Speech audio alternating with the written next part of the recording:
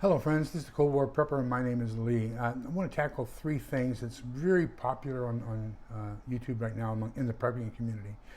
But I'm going to offer solutions to each one. So the first one is going to be the financial collapse, recession, depression, stock market collapse, whatever you want to call it. I'm going to recommend that I started this habit back probably about 1977. I put myself on a budget and I put $10 in my pocket at the beginning of the week, and that's all I was allowed to spend. And my original intent was to take all the change that I put in one pocket and save it, put it in a jar, and then deposit it into a savings account. It got to where I couldn't get too much. So I started saying, okay, I'm only going to spend the quarters, and I'll save the nickels, dimes, and pennies. That became a sizable amount in the savings account after 3 years in Germany. And so that might work for you. Also remember that 15% of our M1 money supply is printed. The rest of it's all electronic transfer. That's book entries, not printed in cash form. So if there's a run on the banks, the first 15% who get there and get the cash are the only ones who are going to have cash in their hands. So with that, I would say, start bringing, cashing a check, get $5 out of the ATM or something. Look for a way to save a little bit of money beyond the change and set it aside each week or each month.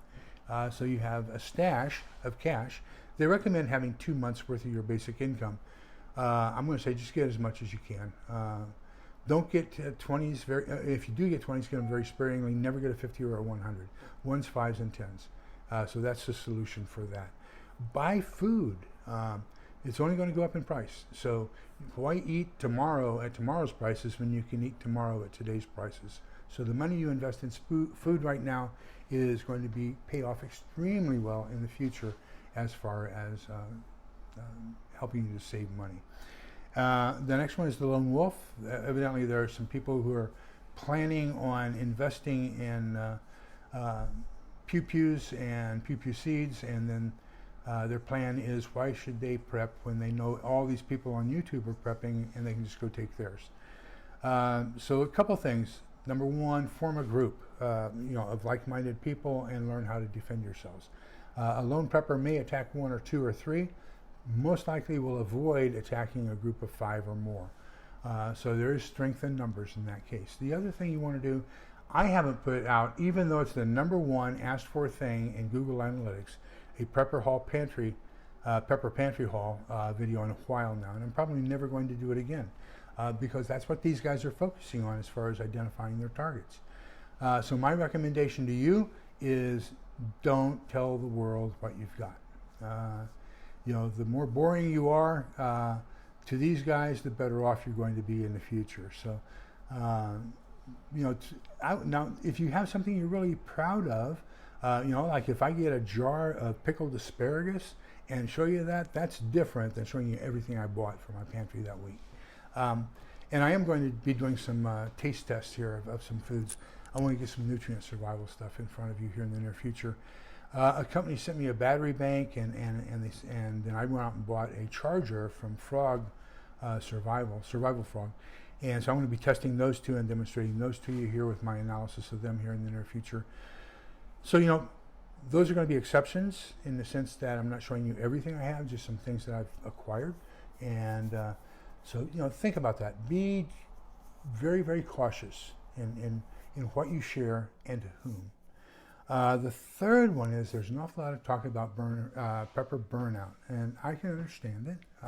The younger generation is a generation of instant satisfaction. And I've been doing this for 60 years, and there have been times that I've been burnt out and have to step back. And I'm going to tell you the same thing. Just step back from it for a couple minutes or a couple days or a week. Stay away from the other social media, from Twitter and Facebook. And I don't see anything positive there. All I see is negativity.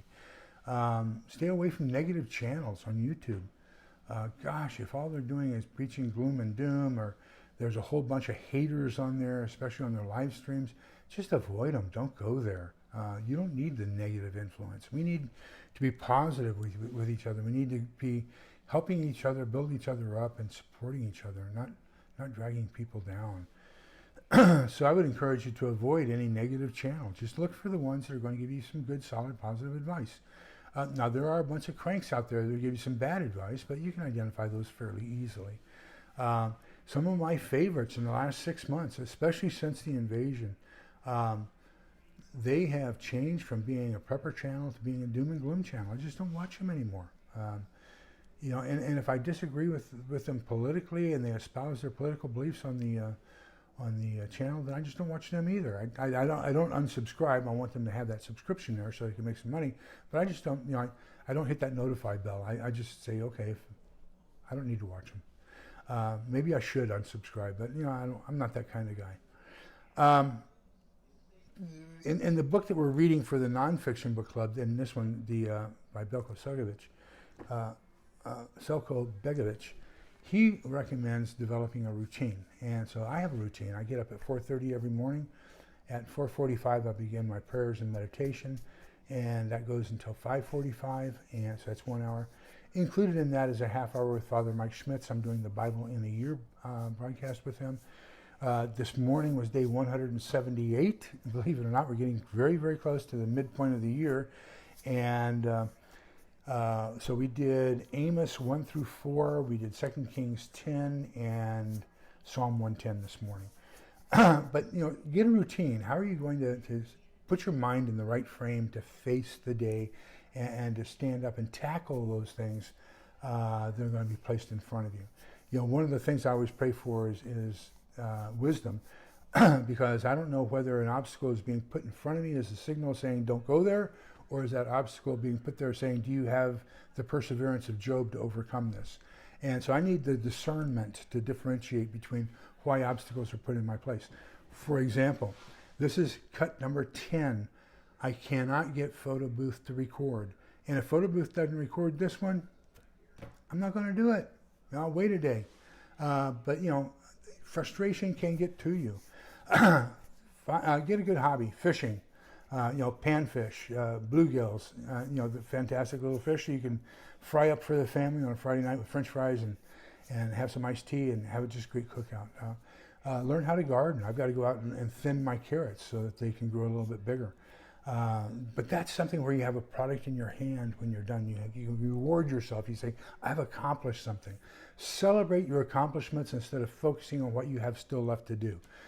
You may be only 1/3 of the way there, but guess what? You're 1/3 of the way there, and celebrate that you're not like the rest of the people that have the whole way to go. Okay, I find certain movies very entertaining and can get my mind going. Guardians of the Galaxy, I love it. It's got good music too, so that combines two of my favorite things: comedy and film and good music. Then you've got Jackie Chan and his movies.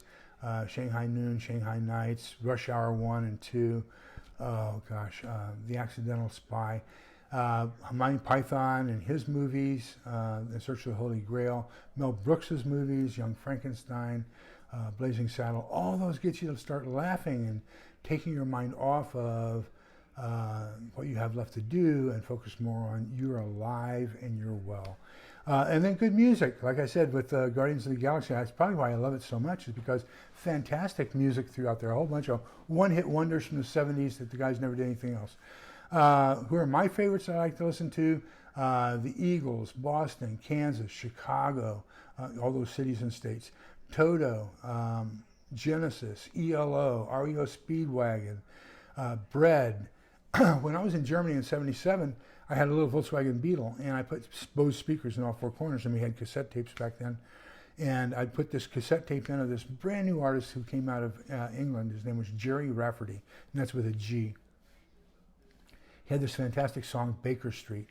And I think if you look, I'll put it sometime. I cranked up the volume on my headsets and put it on my grandson and played Baker Street. Oh, he went crazy. But anyhow, you can see my Volkswagen bouncing on the streets. That's another thing you can look at, is think back on things that were fun, that were put a smile on your face, satisfaction and love in your heart. And if you can do those things, you can overcome the burnout. So just some things to get you going. Remember, we're all in this together so we can come out the other side together. Take care. Bye-bye.